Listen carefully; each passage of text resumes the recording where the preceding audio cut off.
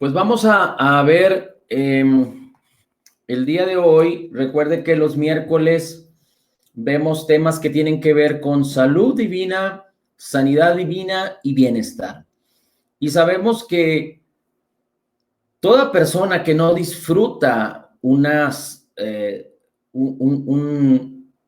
buen estado de su cuerpo, un buen estado de su alma, es decir, si no hay sanidad en el hombre, no se vive con libertad.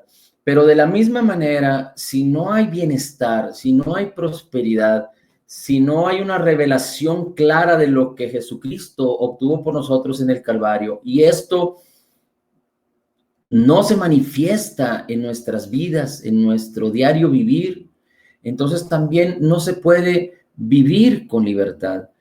Es decir, si el hombre creyente sufre por causa de la escasez, no puede disfrutar bienestar. Y hemos solo dado alguna introducción al respecto. Estuvimos viendo la última vez que hablamos de bienestar acerca de el mayordomo infiel. Usted lo puede encontrar después en Lucas 16. Quizá ahorita vamos a tocar algunos versículos de ahí. Y cómo este mayordomo fue alabado por su señor, aunque él estaba robando y estaba siendo un mal administrador de las riquezas que el Señor había puesto en sus manos. Cuando fue llamado a cuentas, hizo algo que al señor del dinero, de las propiedades, al dueño, le maravilló tanto, porque dice la Escritura que los hombres de este mundo saben con avidez tratar mejor a sus semejantes y hacer mejores negocios que los mismos hijos del reino.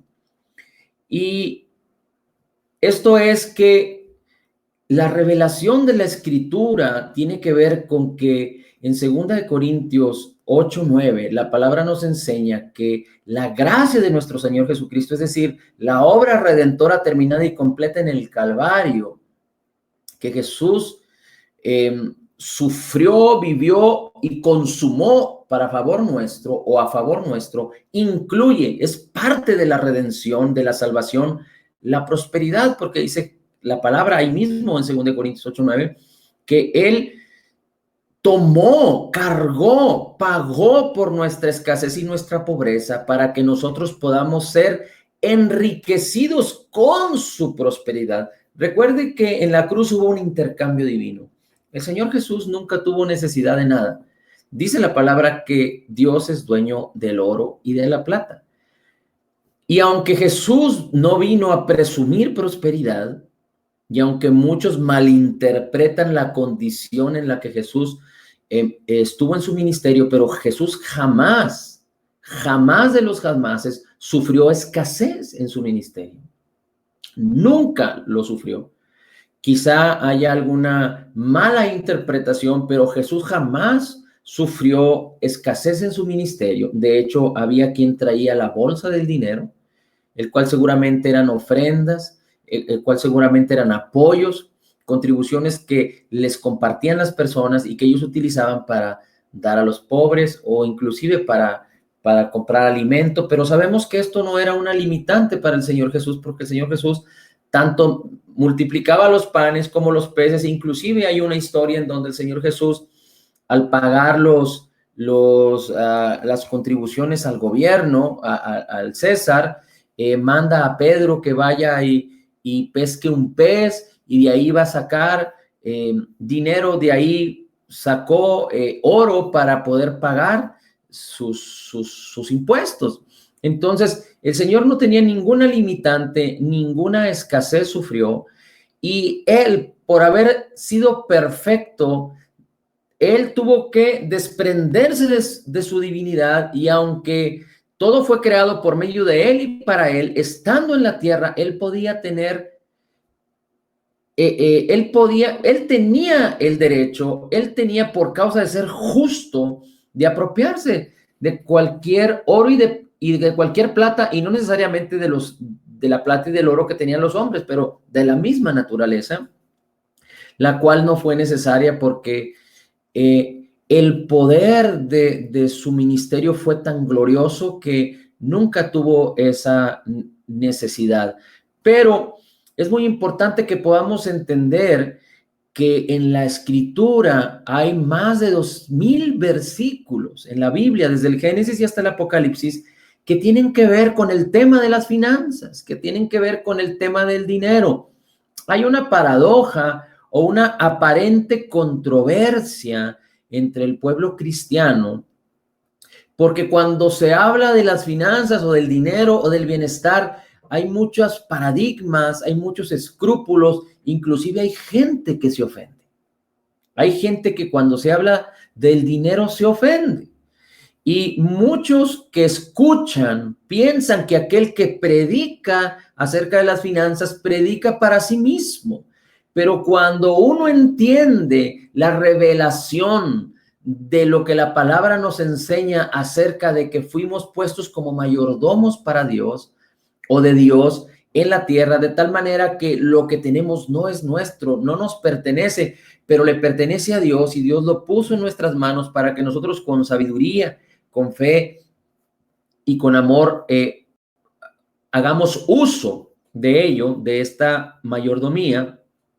Cuando existe esta revelación, hay una bendición extraordinaria y hay un bienestar en la vida, no solo de la persona, sino de la familia de la persona. Pero cuando no existe esta revelación, la gente cree que cuando alguien comparte o predica acerca de esto es para sacarles el dinero. Y hay gente que se enoja, hay gente que se conflictúa, hay gente que se escandaliza porque cree que el evangelio es gratuito.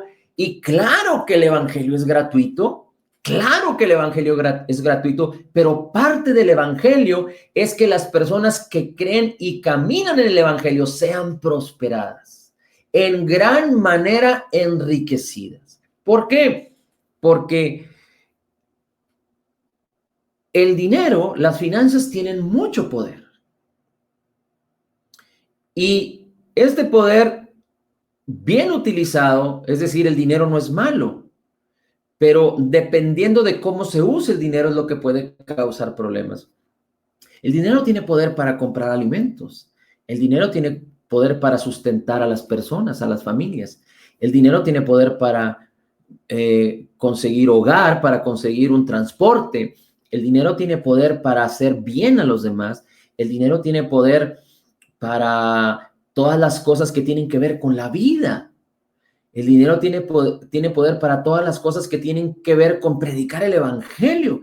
Porque, por ejemplo, si alguien quiere predicar y extender el evangelio y el mensaje de la gracia y de la justicia de Cristo en los medios televisivos, pues se necesita dinero para, a través del dinero, pagar los servicios de un medio televisivo, así como los servicios de las redes sociales, etcétera, etcétera, etcétera. Es decir, el dinero tiene poder, pero cuando ese poder, cuando el dinero causa egoísmo, cuando el dinero causa poner nuestros ojos en él más allá que en el Señor, cuando amamos más al dinero, dice la Escritura que no podemos amar más al dinero y amar a Dios, porque amaremos al uno o aborreceremos al otro. Así es que o amas al dinero o amas a Dios. De hecho, el Señor Jesucristo mismo utiliza las finanzas para ejemplificar la fe y la relación con Dios.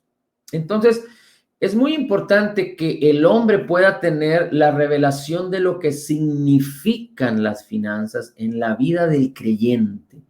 Porque cuando nosotros entendemos esto correctamente y lo ponemos en ejercicio, algo muy especial sucede, y esto es que Dios nos ha dado el poder para hacer las riquezas, pero dice la Escritura que la bendición de Dios, dice la Escritura, déjenme, vamos a buscarlo en Proverbios.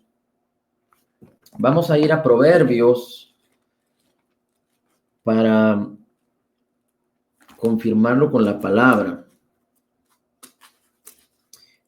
Vamos a ir a Proverbios capítulo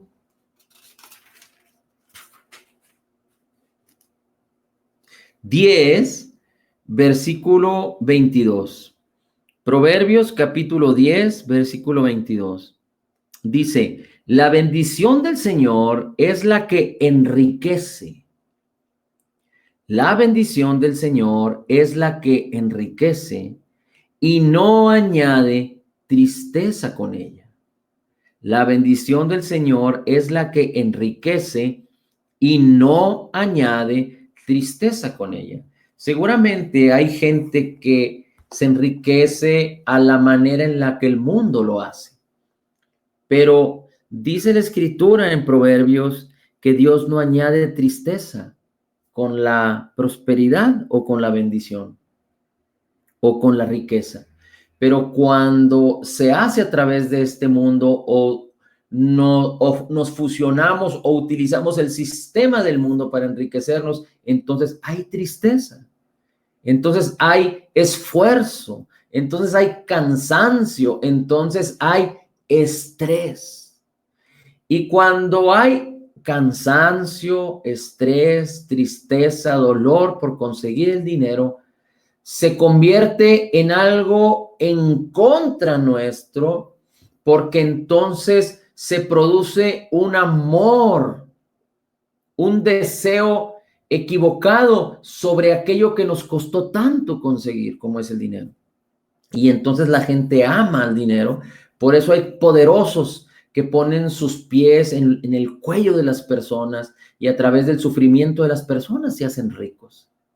Hay gente que malversa las ventas, la economía, como dice todo lo que tiene que ver con las bolsas de valores, son puras, no recuerdo la palabra exacta ahí, pero son puras suposiciones de mercado, puras compras y ventas, muchas de ellas virtuales, y esto a veces hace que incremente o decrementen los valores de las acciones y hay gente que se hace rico a costa de los demás, aprovechándose de los demás. De hecho, la Escritura, me gustaría que fuéramos también a ver a Génesis, en el libro de Génesis, capítulo 3.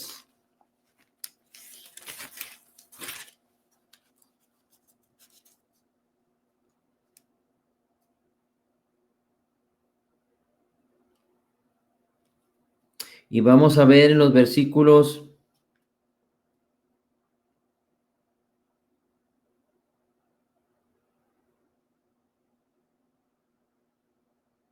dice el versículo 17, capítulo 3, versículo 17.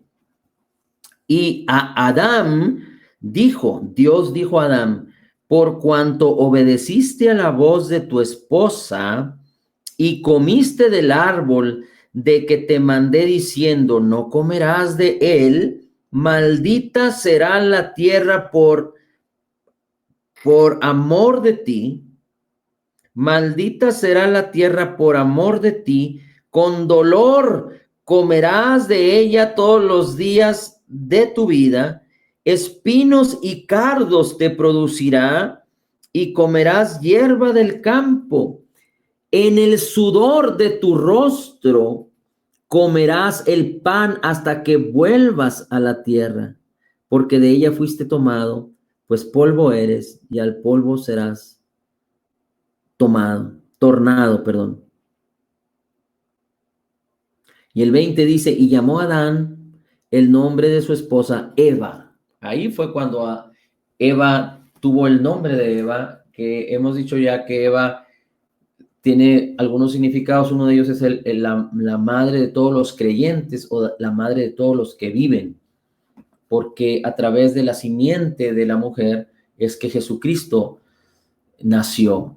Así es que y Jesucristo está revelado ahí mismo en Génesis 3, donde el Señor le dice, la simiente de la mujer de Eva pisará a la serpiente en la cabeza y la serpiente en el calcañar. Esto hablaba de cómo Jesús iba a vencer al diablo en la cruz del Calvario. El diablo tenía la intención de aniquilar, de destruir, de derrotar a Jesús, pero ¿cuál fue su sorpresa? Que en la cruz él venció, consumó la obra redentora para beneficio nuestro y que en su muerte, en su sepultura, Él descendió hasta lo más profundo y llevó cautiva la cautividad, y dice la Escritura que en la misma obra redentora el diablo fue expuesto y fue desarmado completamente. Bien, así es que la tierra fue maldita desde Adán. Y esto significa que el hombre, para obtener de la tierra, que pasándolo o transfiriéndolo a nuestro tiempo, el hombre, para poder obtener dinero a la manera en la que este mundo lo hace, un mundo que está en caos, un mundo que es injusto, un mundo que está bajo el dominio, bajo el príncipe de la potestad del aire, como ya lo hemos visto en algunos otros estudios. Cuando las personas se hacen ricas a través del sistema de este mundo, hay estrés, hay sufrimiento, hay sudor en el rostro, hay esfuerzo, porque la tierra, por su naturaleza caída, por la maldición que recibió por causa de la desobediencia de Adán, por el pecado de Adán, la tierra quedó maldita, y la tierra por sí misma produce cardos y espinas. Entonces, hay una manera en la que podemos obtener la promesa de ser prosperados y enriquecidos, y esta es la manera de Dios, considerando como fundamento principal lo que Jesús hizo por nosotros en el Calvario. Y cuando nosotros tenemos la revelación y caminamos en el sistema de Dios para ser enriquecidos, entonces no va a haber estrés, entonces no va a haber sudor, entonces no va a haber cansancio, entonces no va a haber un amor por el dinero. Y esto es muy importante, porque hacia allá debemos dirigirnos. Sabemos que algunos trabajan, algunos tienen negocios, algunos están estudiando, algunos posiblemente los mantenga el gobierno, sus pensiones, etcétera, etcétera, etcétera. Hemos dicho que la Biblia le llama riquezas injustas porque no se reparten de una manera justa a nivel horizontal. Es decir, el sistema de este mundo no actúa con justicia respecto a la riqueza. Aproximadamente, más o menos, el 95%, el 90%, vamos a ponerle así, de la riqueza del mundo, el 90% de la riqueza de todo el mundo se encuentra en manos del 5% de los habitantes que existen en el mundo. Si no es que en menos manos. Es decir, que el 10% de la riqueza de este mundo se encuentra en el 95% de la humanidad. Lo que significa que hay mucha injusticia. Y hay quienes hacen un mismo trabajo y trabajan en una empresa y ganan más que otros que trabajan en otra empresa que hacen lo mismo, inclusive aún más, y ganan menos. Entonces, por eso la Biblia les llama riquezas injustas. Pero el dinero no es malo, pero el amor al dinero sí es malo. Así es que el propósito de Dios es que tú y yo podamos tener la revelación del Espíritu de Dios en la palabra para que podamos caminar en la prosperidad y en el bienestar que Dios diseñó, en el sistema que Dios diseñó para ti y para mí. Y lo primero que tenemos que entender, dijimos, es que tenemos que aprender a que Dios nos ha puesto como mayordomos. Nosotros no somos dueños de lo que tenemos. Y Jesús mismo lo expone en Lucas 16. Si quieres, vamos a recordar un poco algunas cosas de Lucas 16. No vamos a buscarlo todo, pero Jesús mismo dijo a sus discípulos, Jesús dijo a sus discípulos, esta es una enseñanza de Jesús a sus discípulos. Dice, cierto hombre rico, el cual tenía un mayordomo, y este fue acusado delante de él de que había disipado sus bienes. Es decir, este hombre rico puso todos sus bienes en manos de este mayordomo. Y Dios es lo que ha hecho con nosotros. Ha puesto lo que tenemos y lo que nos falta. Mira, déjame darte un ejemplo. No sé qué podría utilizar aquí, pero déjame ver si tengo por ahí una hoja de papel. No, no tengo una hoja de papel aquí en la mano, pero ¿cómo lo podríamos hacer para explicarte? Permíteme un segundito. Déjame ver si yo tenía algo por aquí, pero bueno, me voy a salir de cuadro un segundo, solamente ya regresé. Vamos a considerar, está muy limitado esto, pero no tengo otra manera de hacer el ejercicio, de hacer el ejemplo. Pero vamos a considerar que este cubo es lo que Dios nos regaló, lo que Dios ya nos dio respecto a las riquezas. Entonces, si nosotros consideramos, iba a tratar de armarlo, pero no creo que sea lo más conveniente porque si no nos distraemos. O me distraigo yo. Imagínense que esta es la bendición, la prosperidad que Dios ya nos regaló para esta vida. Dios nos dio más, pero seguramente no vamos a ser capaces de utilizar todo lo que Dios ya nos dio por gracia. Recuerde que todo lo que Dios nos dio se encuentra en Cristo Jesús. En Cristo Jesús está la plenitud. Él es el heredero. Él es el que recibió el llamamiento. Él es el que tiene toda la autoridad y todo el poder.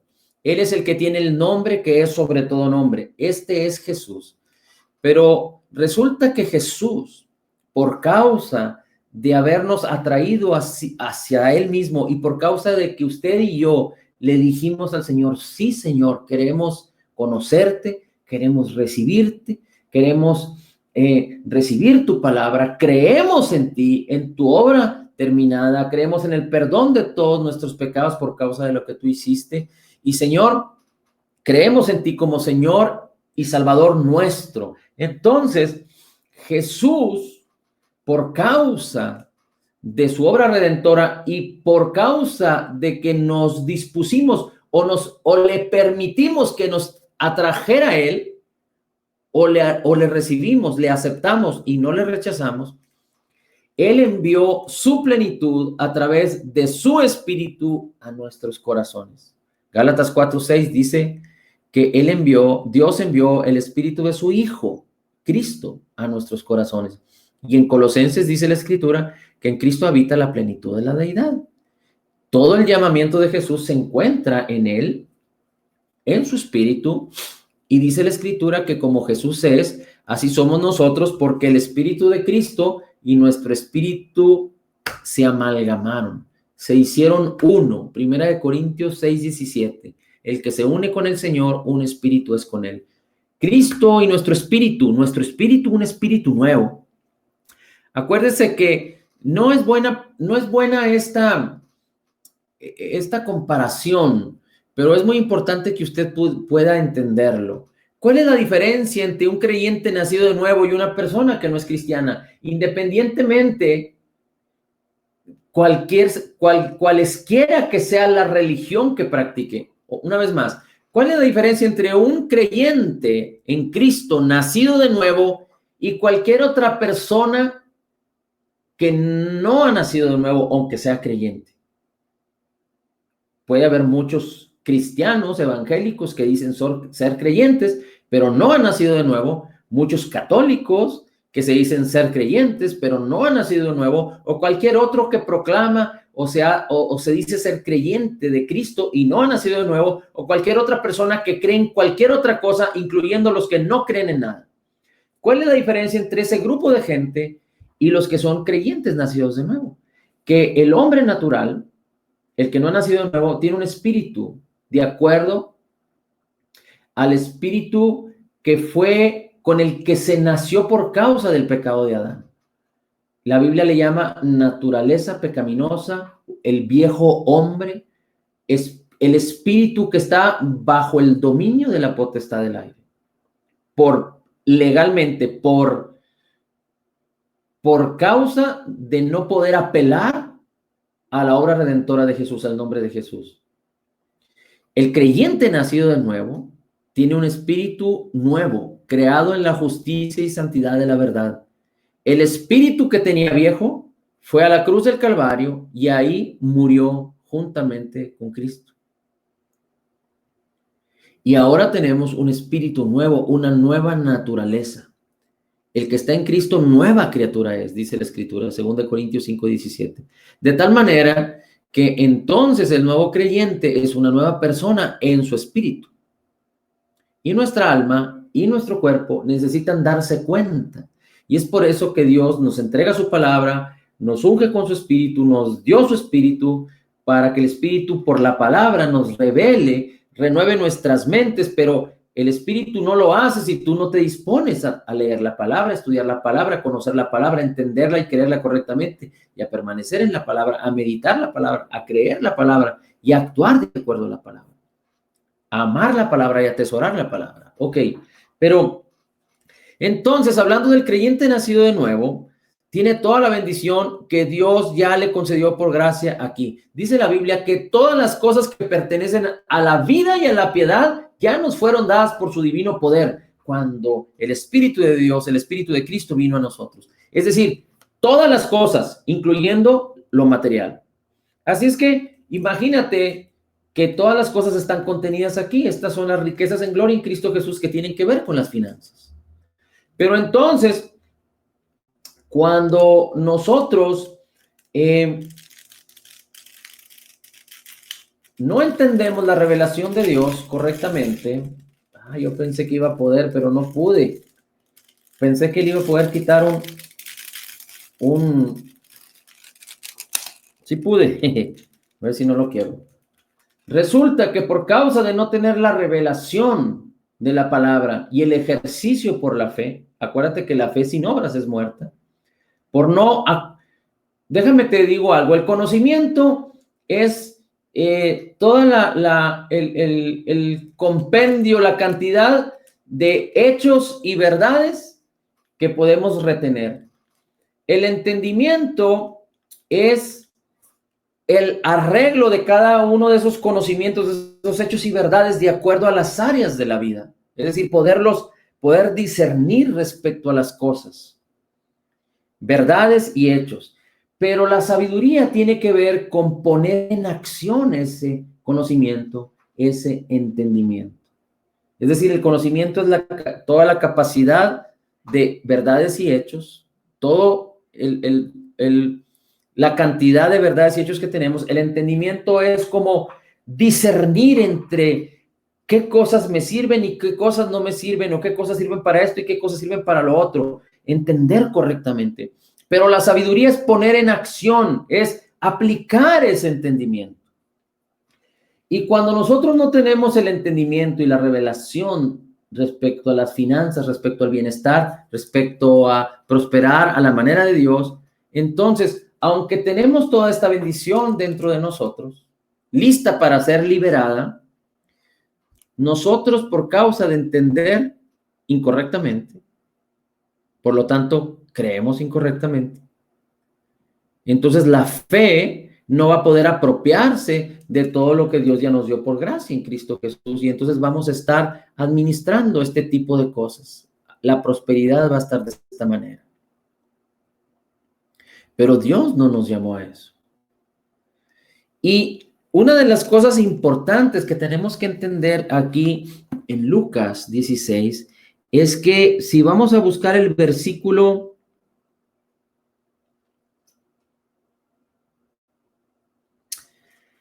era Lucas 16, ¿verdad? Con razón, ya me andaba yendo al 15. Bueno, dice el Señor Jesucristo, déjeme decirle, dice aquí la escritura en Lucas 16, versículo 10, el que es fiel en lo muy poco, también en lo más es fiel.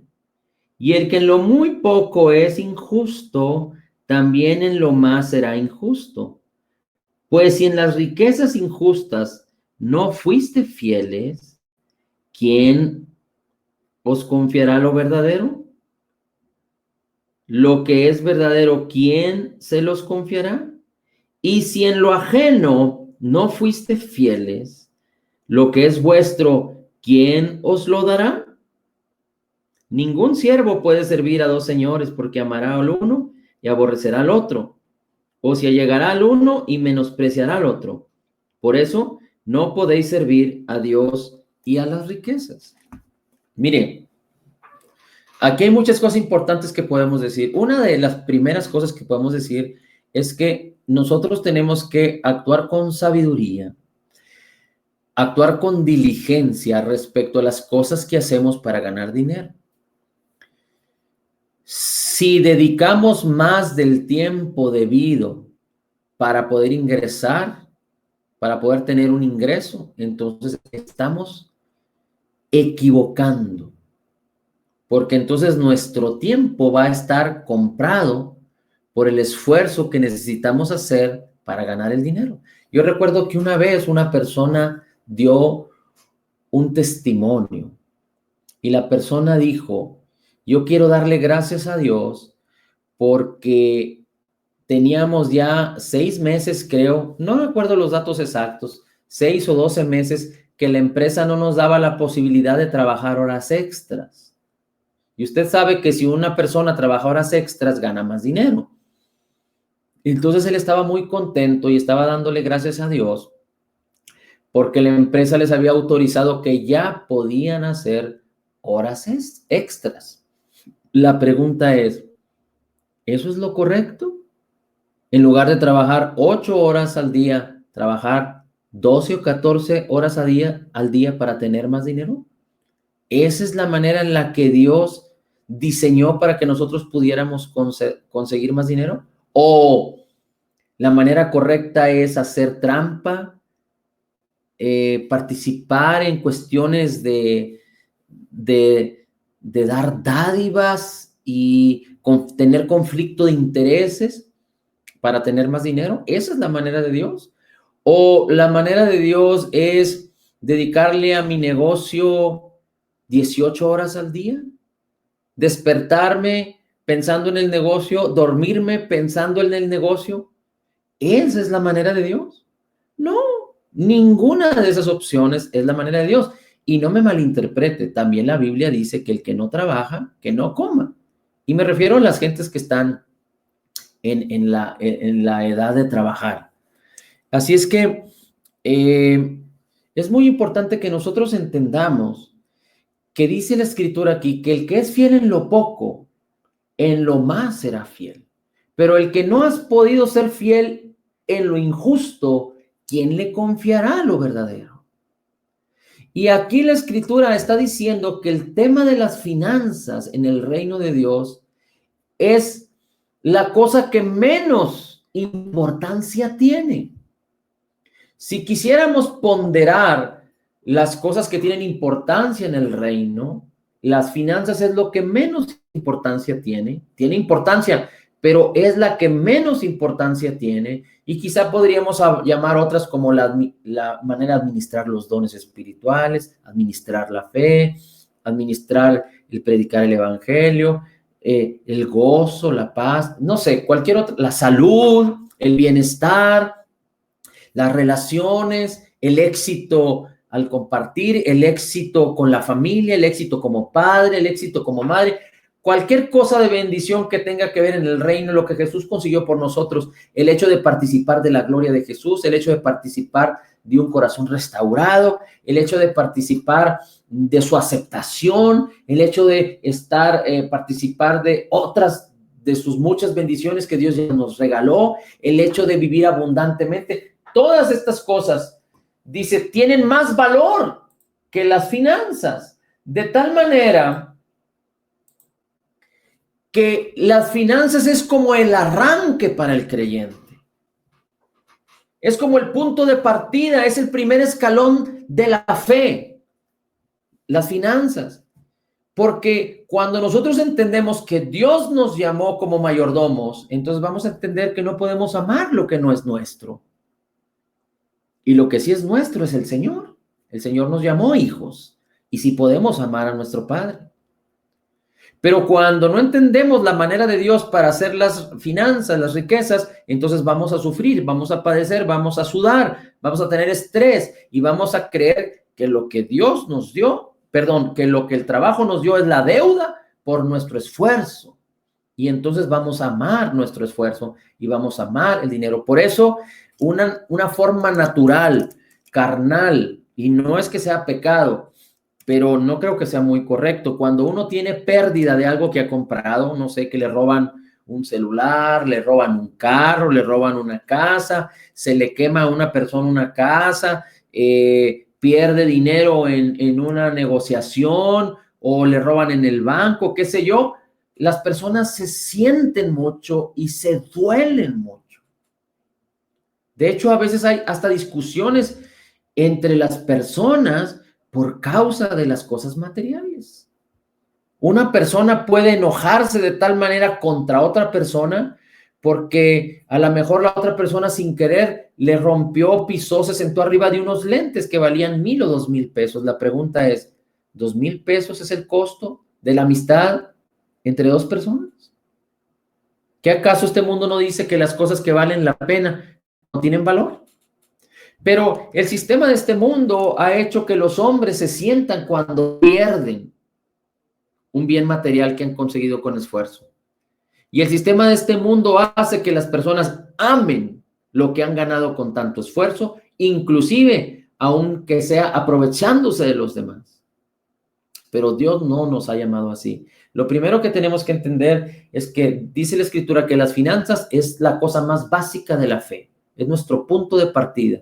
Y nosotros tenemos que superar, tener la revelación y caminar en fe en esta revelación para superar el primer escalón de la fe, para entonces poder apropiarnos de otras cosas. Hay muchas personas que entienden que Dios les ha dado sanidad, entienden que Dios les ha dado restauración en su familia, entienden que Dios les ha dado restauración en su matrimonio, entienden que Dios les ha prosperado en esta cosa, en esta cosa, en esta cosa, en esta cosa, pero no se han podido apropiar adecuadamente de esta bendición que ya Cristo nos entregó, que Dios ya nos entregó por gracia en Cristo Jesús, por causa de que no han podido superar por la fe el tema de las finanzas. Se siguen escandalizando, siguen atrapando el dinero y no lo quieren soltar. Entonces, lo primero que tenemos que entender es que esta revelación tiene que estar clara y tenemos que aplicar, actuar con sabiduría y fe respecto a las finanzas. Entonces, parte fundamental de esta revelación es que nosotros somos mayordomos. Usted puede leer Lucas 16 y nosotros somos mayordomos, no somos dueños de lo que tenemos, pero Dios lo ha puesto en nuestras manos para que nosotros lo administremos. Si usted dijéramos que vamos a suponer que usted está sentado, estamos sentados en filas y todos nosotros estamos sentados en la segunda fila y hay gente que está sentado en la primera fila, ¿sale? Entonces usted sabe que alguien está sentado enfrente de usted y vamos a suponer que alguien que está al frente pide una ofrenda, pide un apoyo, pide dinero para algo que tiene que ver con la predicación del evangelio, ¿no? Para no salirnos del tema. Para ayudar a un ministerio, para ayudar a los pobres, para ayudar a los enfermos, cualquier tema en donde se esté solicitando voluntaria y libremente una ofrenda, una dádiva, dinero. Y sabemos que si nosotros quisiéramos tomar de lo que traemos en nuestro bolso, nuestra cartera, entonces nosotros, la mayoría de las personas, porque esa es la experiencia, por causa de la falta de revelación, darían cierta cantidad. No sé, quizá tú podrías traer en tu bolso 1,000 pesos y a lo mejor tú agarras 200 pesos y los compartes, los ofrendas, los das. A lo mejor hay gente que podría agarrar los 1,000 pesos y los da. A lo mejor hay gente que trae 1,000 pesos y pide cambio de 100 para dar 50 o para dar 20. Pero ¿qué pasa si todos en el escenario, en las filas, traen 1,000 pesos en su bolsa o en su cartera? Y entonces Las personas que están enfrente tuyo te dicen, ¿sabes qué? Quiero que tú tomes mi bolsa o mi cartero y que tú des de acuerdo a como tú desees dar, pero no con tu dinero, sino usando mi dinero. Entonces tú puedes agarrar la bolsa de la persona de enfrente y vas a abrir la bolsa y va a dar 1,000 pesos.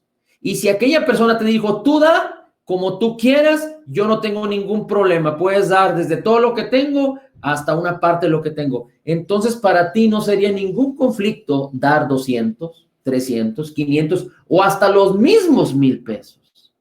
No necesariamente habría sincronía respecto a lo que tú darías de tu propio dinero que a lo que tú podrías dar de otro dinero que no te pertenece, pero que lo pusieron en tus manos y que te dieron la autoridad para hacer lo que tú quisieras con él.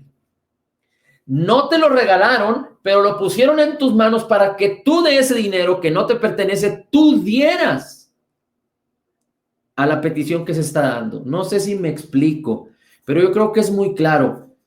Asimismo, cuando nosotros entendemos claramente que lo que tenemos no es nuestro, sino Dios nos lo puso en nuestras manos para que nosotros lo ofreciéramos, lo usáramos con sabiduría, entonces se evitarían todos los conflictos, se evitarían todos los problemas, no habría amor al dinero porque sabemos que otro de los puntos claves e importantes respecto a la bendición, a la prosperidad, a la manera de Dios es que el que da, recibe.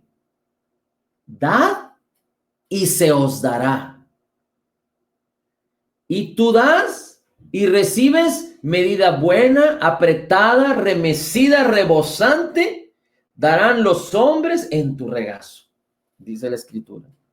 Así es que cuando nosotros entendemos esta revelación, la bendición se desata de una manera muy importante. Ahora, déjame solo,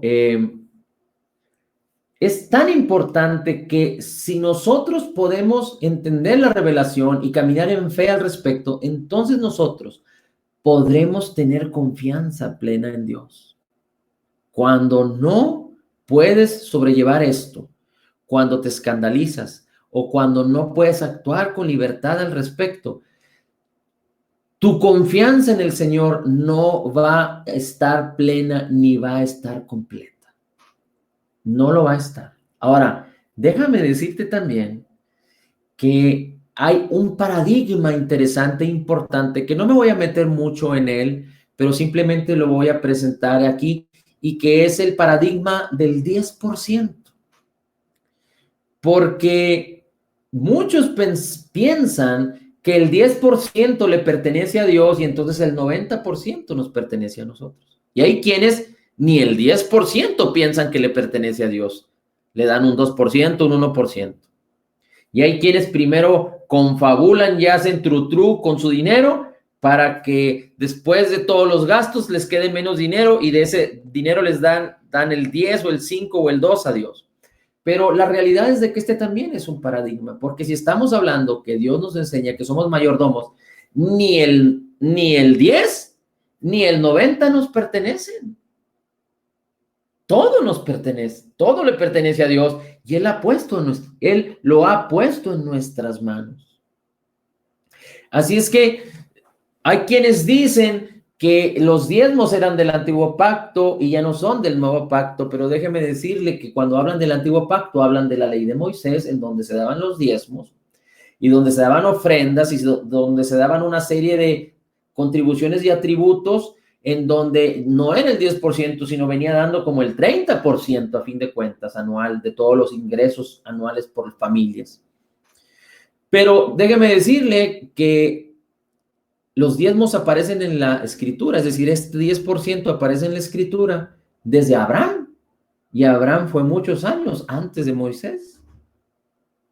Y dice la Escritura que cuando Abraham conquistó a los reyes que habían llevado cautivo a Lot y a los habitantes de Sodoma y de Gomorra, dice la Escritura que Abraham venía por el valle y que le apareció Melquisedec, el rey de Salem, rey de justicia y de paz, de acuerdo a, dice la escritura, que era sacerdote, según Jesús era sacerdote, según el orden de Melquisedec. Hay quien dice que era el mismo Señor Jesucristo manifestándose en presencia de Abraham, y dice la escritura que Abraham tomó pan, tomó vino, es decir, participaron de la comunión, Abraham y Melquisedec, y dice la escritura que Abraham dio el 10% de su ganancia, y dice la escritura que Melquisedec bendijo a Abraham. Pero en el nuevo pacto debe existir una libertad plena, porque cuando nosotros entendemos que somos los administradores y no así los dueños, entonces lo que debe de provocar es que no solo demos el 10% de lo que tenemos aquí. Mire, aquí está la gran diferencia, el quebranto de cualquier paradigma. Si nosotros queremos dar ofrendas y diezmos de lo que tenemos aquí, porque no entendemos lo que Dios nos ha dado ya por gracia, el poder que nos ha dado, lo que ha puesto en nuestras manos, la sabiduría, y cómo Dios quiere que si nosotros recibimos esta revelación y caminamos en ella, es decir, sabiendo que Él es el dueño y nosotros somos sus mayordomos y que Él nos ha dado la sabiduría para actuar correctamente, entonces vamos a entender que Dios no solo quiere que tengamos esto. Ahora dice la escritura, el que es fiel en lo poco será fiel en lo mucho. ¿Cómo Dios puede prosperar o permitir, o cómo un hombre puede manifestar la prosperidad a la manera de Dios si en lo poco no puede ser fiel? No podría administrar la gran riqueza que Dios le ha depositado en su interior por causa de que en lo poco no ha podido ser fiel. Pero cuando nosotros somos fieles, caminamos por fe, entendemos esta revelación, entonces lo que sucede aquí es que, ay, mamá, ya no sé si voy a poder, sí pude. Lo que sucede aquí es que ahora ya no solo tenemos una partecita de lo que Dios nos ha concedido, sino ahora tenemos una abundancia gloriosa de lo que Dios nos ha concedido. Antes teníamos así, ahora tenemos así. De tal manera que si tomamos lo que necesitamos, esa es una pequeña parte. Y esa pequeña parte, si la ponemos en proporción a lo que necesitamos, imagínense que es así, de este tamaño. Lo que necesitamos, grande, muy grande. Pero Dios aún nos ha dado mucho más. De tal manera que si lo que necesitamos es un cuadrito de estos y es 10 veces más de lo que hemos vivido cuando no teníamos la revelación, pues cuánto más tendremos para muchas buenas obras. Por eso yo les decía la vez anterior que platicamos de esto, que Dios no, tenemos un paradigma en donde vemos que vamos a poner los números, vamos a hablar en una simulación y vamos a decir que una persona gana 100 pesos y entonces dice, yo voy a apoyar a la obra del Señor, yo voy a sembrar para cosechar, yo voy a creer en el Señor y a confiar en el Señor, y da 10 pesos de sus 100 y vive con 90 y da 100. En términos de la ofrenda única de esa persona, ¿qué tanto se puede hacer con esos 10 pesos? Si él con los 90 apenas vive, ¿qué tanto se podría hacer con 10 pesos? Pues no creo que mucho. Y solo estamos hablando respecto a la familia, a una familia. Ahora, ¿qué pasaría si esa familia produjera 10,000 pesos? Como estaba acostumbrada a vivir con 100 o con 90, pues ahora si toma el 10% va a vivir con 1,000, es decir, 10 veces más lo que tenía ayer. Y a lo mejor dices, ay, es que 10 veces más es mucho. Bueno, vamos a suponer que tengas la sabiduría para administrar esos 10 veces más, pero te van a quedar, pues si ingresabas 10,000, agarrabas 1,000 para vivir, te iban a quedar 9,000, ya no sé en porcentaje cuánto es. Si 1,000 son 10 veces más, pues 9,000 son 900, son 90 veces más.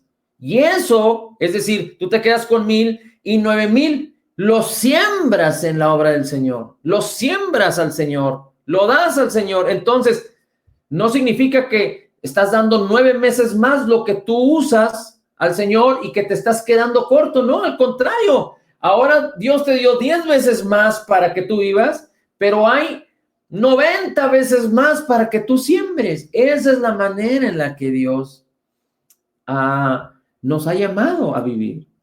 Y necesitamos tener fe para caminar hacia allá, porque esa es la única manera que podemos impactar. Si yo apenas tengo para mi familia, ¿cómo puedo ayudar a otra familia? Claro que lo puedo hacer. Claro que aún en lo que tengo lo puedo hacer. Y de hecho la Escritura nos enseña que tenemos que estar contentos con lo que tenemos. Pero ojo, no cuando tenemos escasez debemos estar contentos con la escasez. Si no estamos pudiendo cumplir A, B o C, no debemos estar contentos con eso. ¿Y cuál es la motivación? ¿Cuál es la manera? ¿Cuál es el antídoto? Creer, confiar en el Señor y creer lo que la palabra de Dios dice. Dad y se os dará.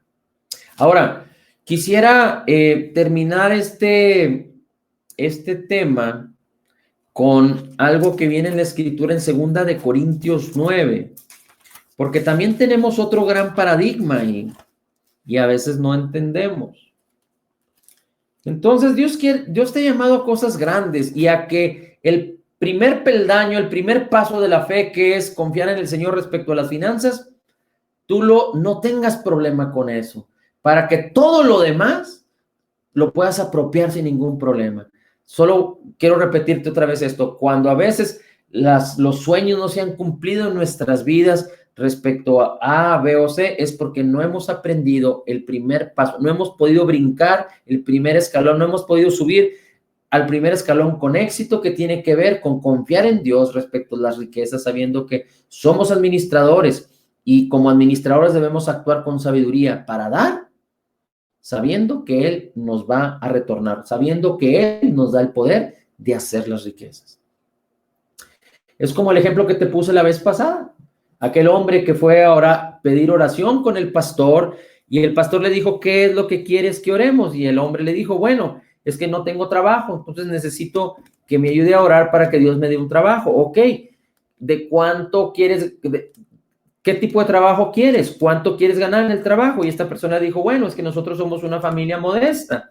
Con 100 pesos que ganemos es suficiente.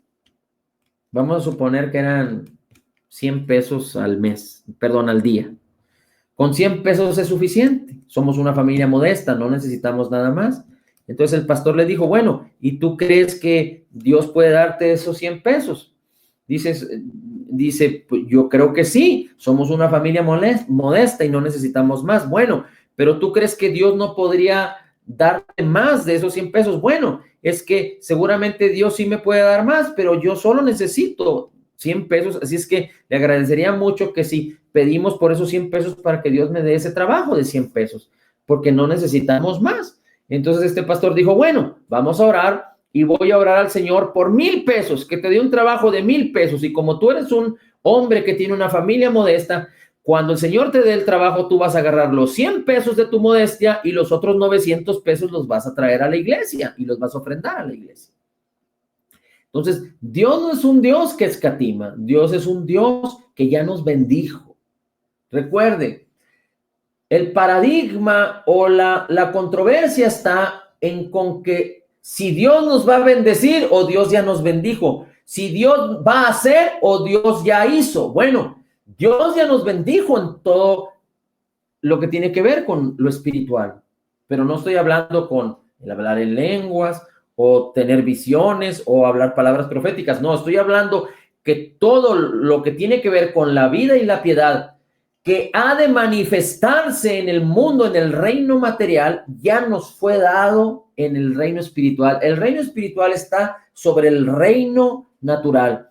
Todo fue creado a partir del reino espiritual y se manifestó en el reino natural. De hecho, nosotros fuimos creados en el reino espiritual antes de ser manifestados en el reino natural. Entonces, Dios creó todo con palabras, fue espiritual y después se manifestó en lo natural.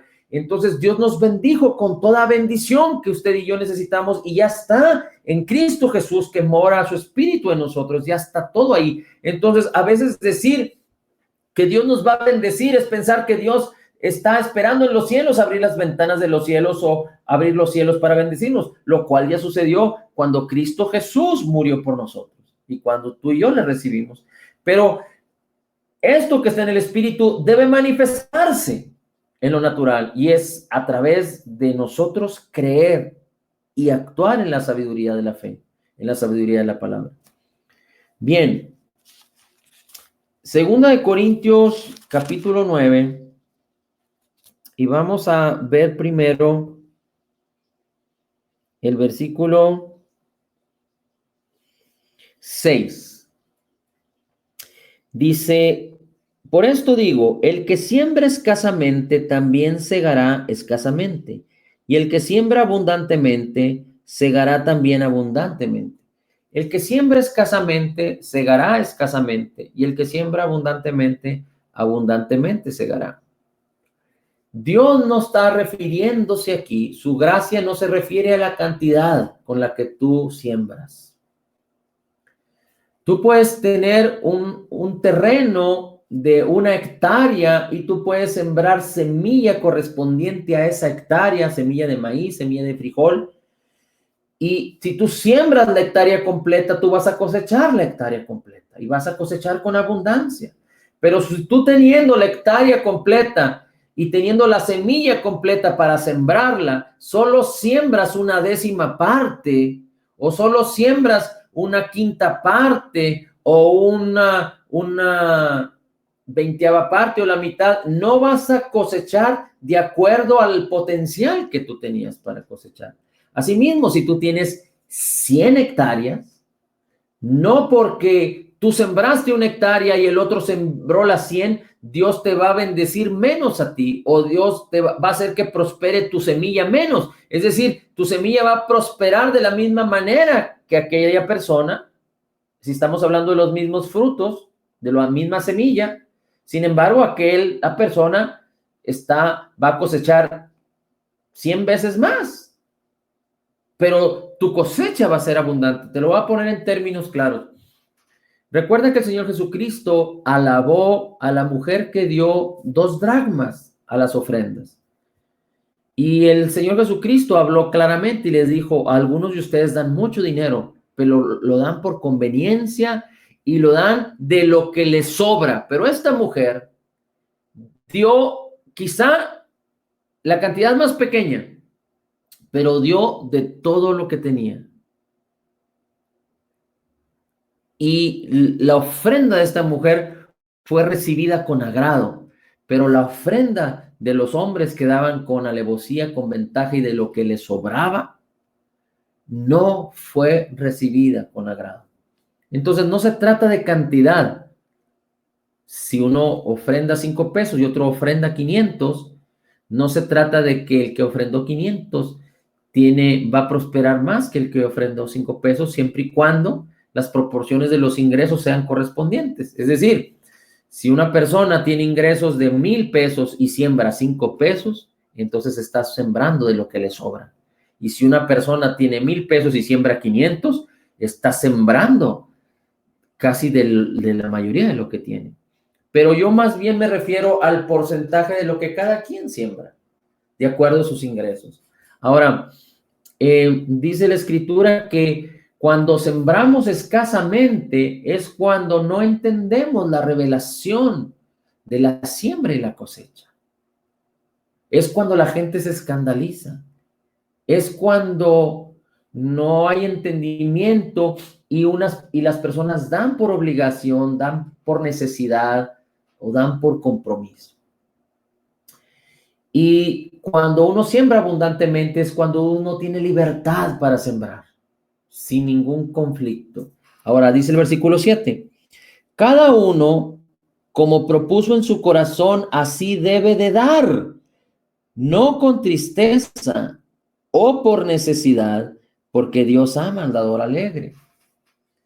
Cada uno debe dar como propuso en su corazón, no con tristeza, no con necesidad, porque Dios ama al dador alegre. Bien, el Salmo 137 dice que si nosotros confiamos en el Señor, Él nos concederá las peticiones de nuestro corazón. Dice, si tú confías en el Señor y te deleitas en Él, Él concederá las peticiones de tu corazón.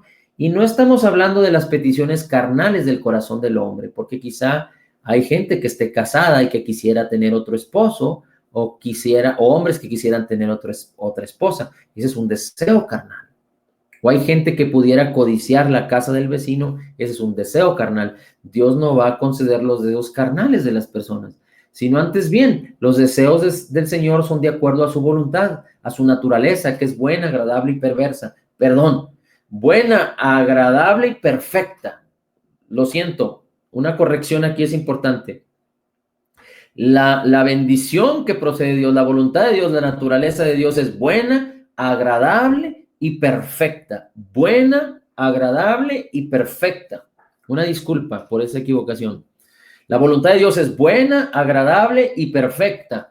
Y entonces, los deseos de Dios son más altos que nuestros deseos, así como la palabra de Dios es más alta que nuestras palabras, y los pensamientos de Dios son más altos que nuestros pensamientos, así como está de alto el cielo de la tierra, así los pensamientos de Dios están más altos, así los deseos de Dios para nosotros son más excelentes.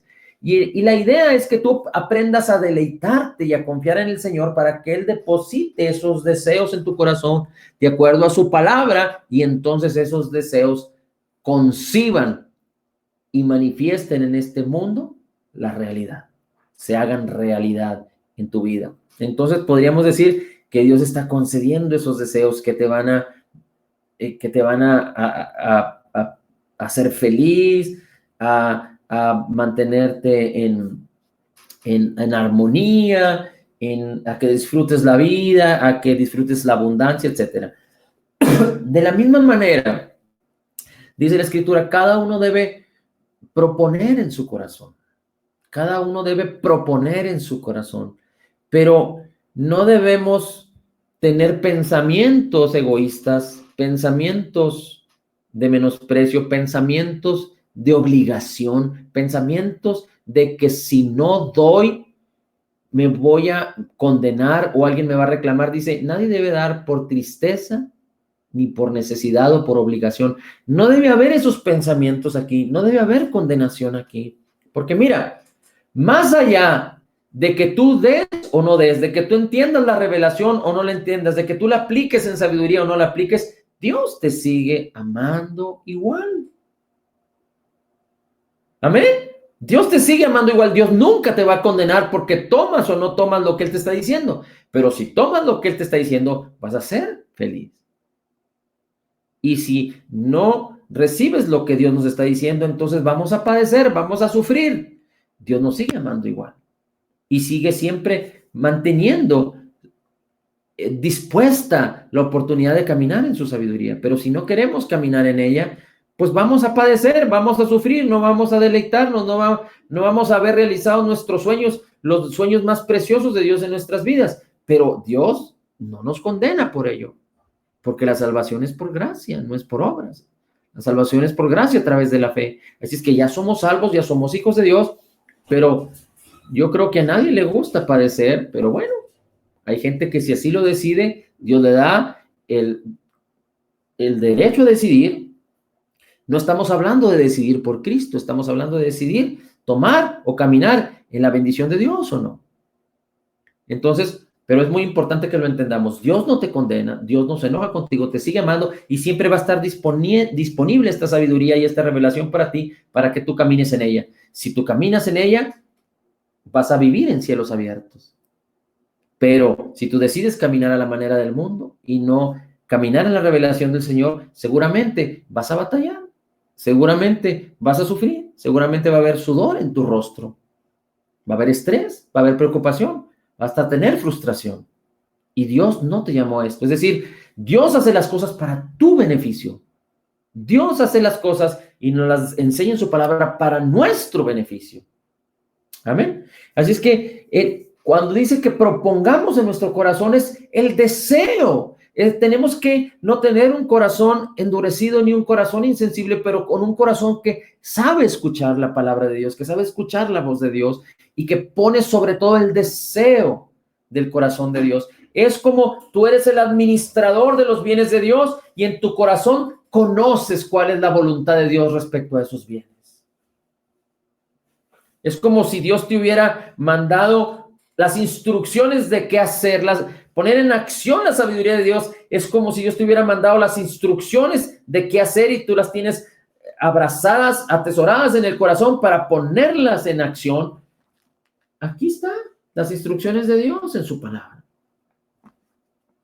Y cuando tú estás convencido de eso, tú propones en tu corazón y entonces es la manera en la que Dios nos dice que demos. Por eso no debemos darlo con un corazón que nos condene, ni con un corazón que se sienta obligado, no. Tiene que ser un corazón que escucha a Dios, que es un corazón que está sensible al Señor.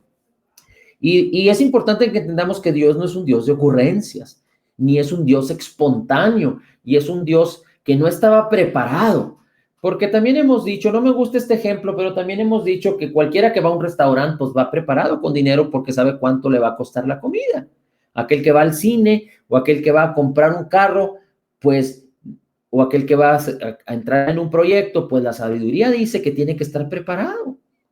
Tiene que haber concebido y haber estado preparado con cierta cantidad porque no quisiera ser avergonzado o defraudado o defraudar a alguien más. Así es que Dios es un Dios que tiene todo planeado y por eso cuando tú y yo escuchamos la voz de Dios y caminamos de acuerdo a su voluntad, entonces estamos preparados también. Amén. Ahora, dice la Escritura, cada uno debe dar como propuso en su corazón, no con tristeza, no por necesidad, porque Dios ama al dador alegre. Y lo que tiene que regir, gobernar, guiar nuestra manera de dar es el gozo del Señor. Recuerde que la Escritura dice que el reino de Dios es justicia, paz y gozo en el Espíritu Santo. Uno de los frutos del Espíritu de Dios es el gozo. Dice la Escritura que el gozo del Señor es nuestra fuerza y nuestra fortaleza. Dios nos está enseñando en su palabra que el gozo es determinante cuando nosotros vamos a sembrar, cuando nosotros vamos a dar. Es el gozo, la razón que nos lleva a sembrar abundantemente. Es el gozo de saber que Dios nos ha concedido todas las cosas por gracia. Es el gozo de saber que Él se hizo pobre para que yo sea rico. Es el gozo de saber que si yo doy, Él me retorna con medida buena, apretada, remecida y rebosante. Es saber que Él ha puesto esa responsabilidad en mis manos. No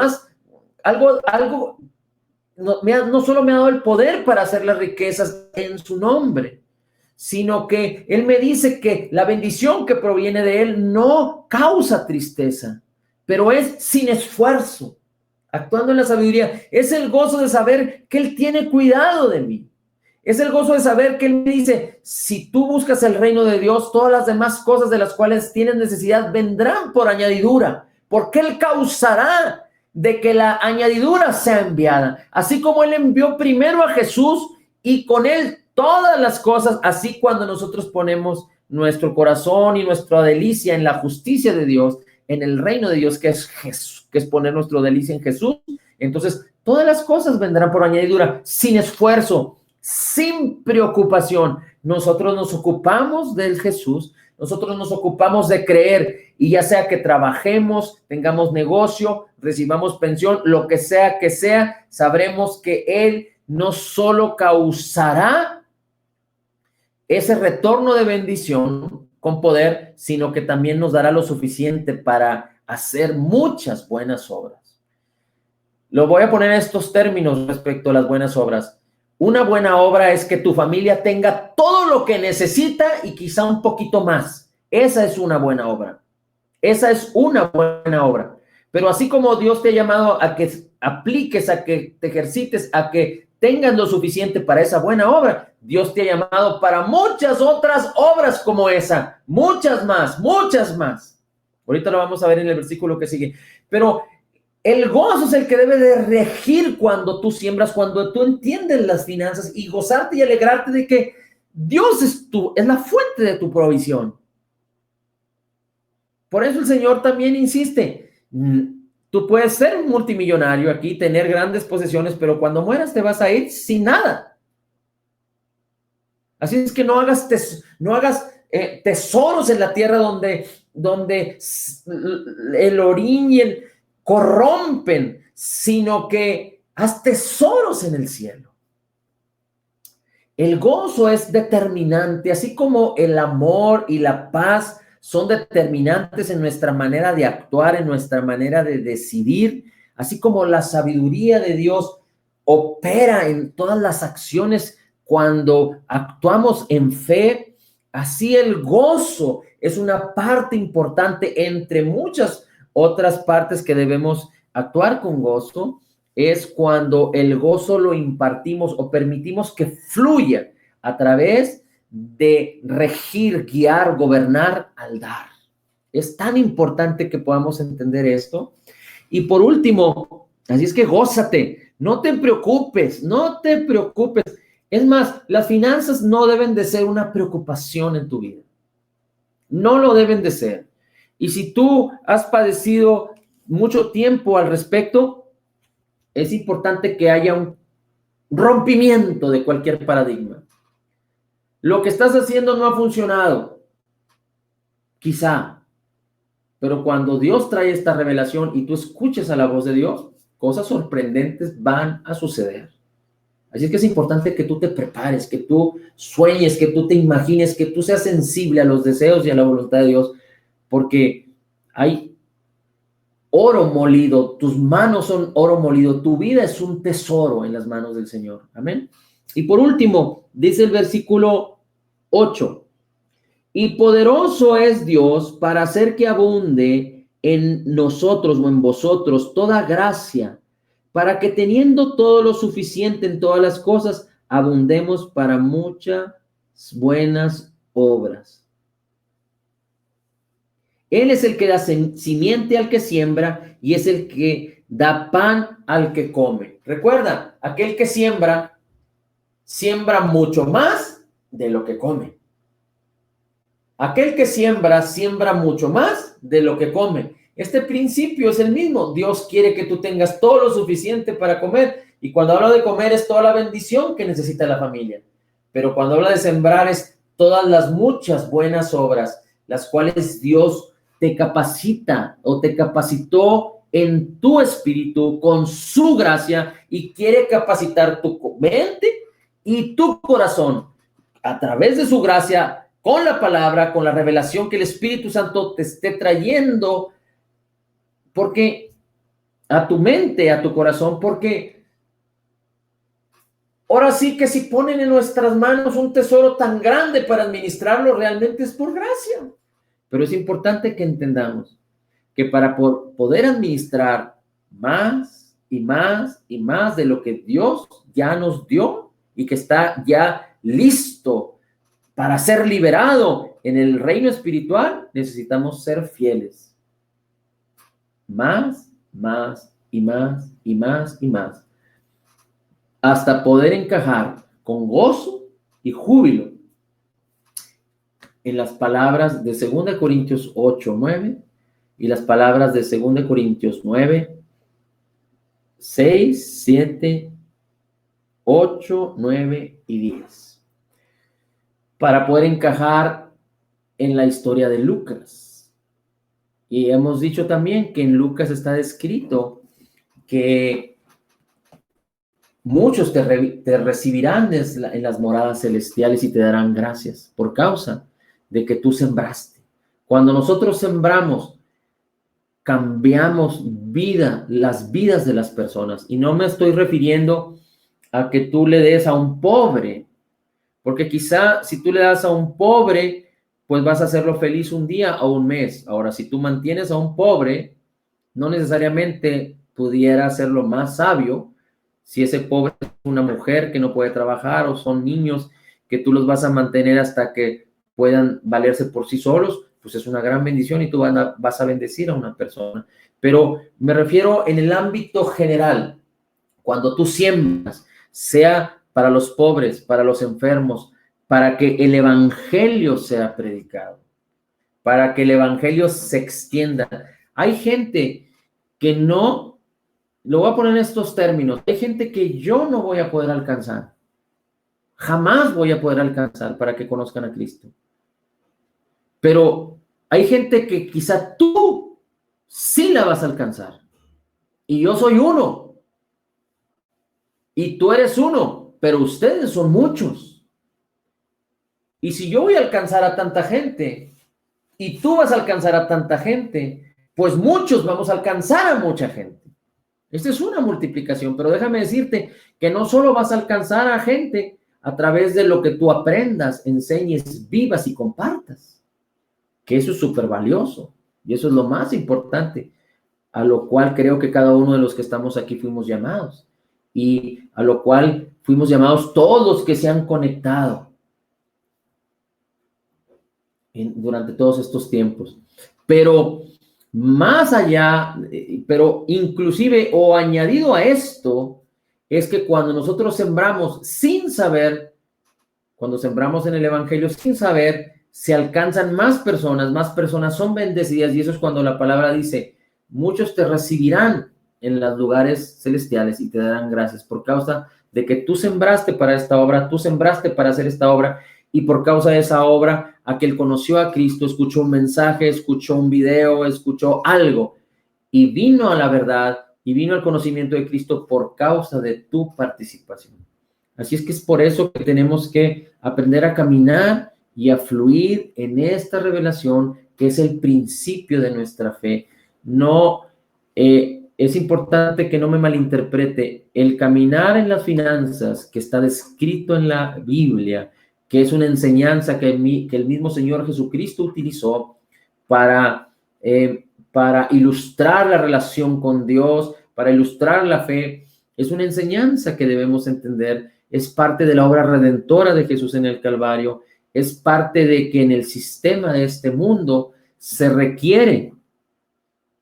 Cuando nosotros sembramos aquí, el resultado lo vamos a tener aquí manifestando o utilizando el poder que tiene el dinero para muchas buenas obras, pero también se va a manifestar en los cielos respecto a lo que ya hemos estado diciendo, a que Dios ama al dador alegre, a que vamos a ser recibidos con agradecimiento en las moradas celestiales por otros que alcanzaron a Cristo, y a saber que Dios está contento porque estamos caminando en la fe y que Él va a poder estar contento y agradado porque vamos a escalar los diferentes escalones de fe que están más arriba de las finanzas, en donde nosotros siendo prósperos y bendecidos sin ningún cadena o esclavitud o escandalismo, escandalización o preocupación de las finanzas, nosotros vamos a poder seguir caminando hacia adelante de gloria en gloria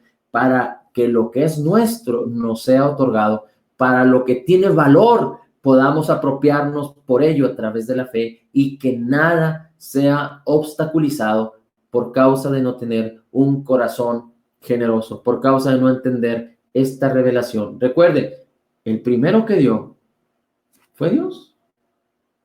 Si Dios tiene algo, es que su naturaleza es dar. Amén. Así es que gracias al Señor porque estuvo aquí. Ustedes sí son los fanáticos del Señor. Déjeme decirle, los de los miércoles y los de los viernes son los fanáticos del Señor, porque ahí nos extendemos un poquito más.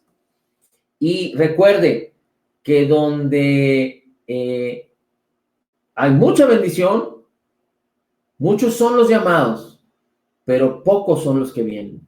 Y creo que usted es parte de esta gran bendición. Así es que vamos a despedirnos, Señor. Gracias te damos por tu palabra. Gracias te damos porque tú eres bueno con nosotros, Señor.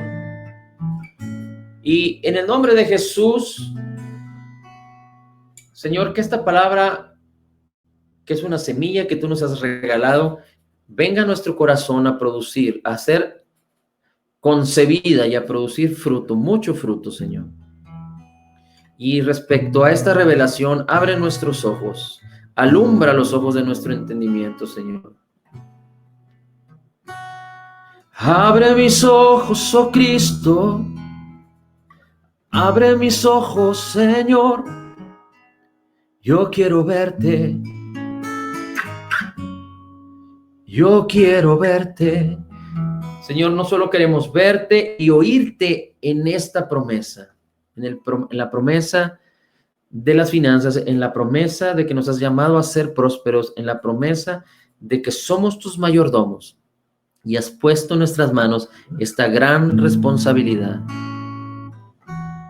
Abre mis ojos, oh Cristo, abre mis ojos, te pido, yo quiero verte,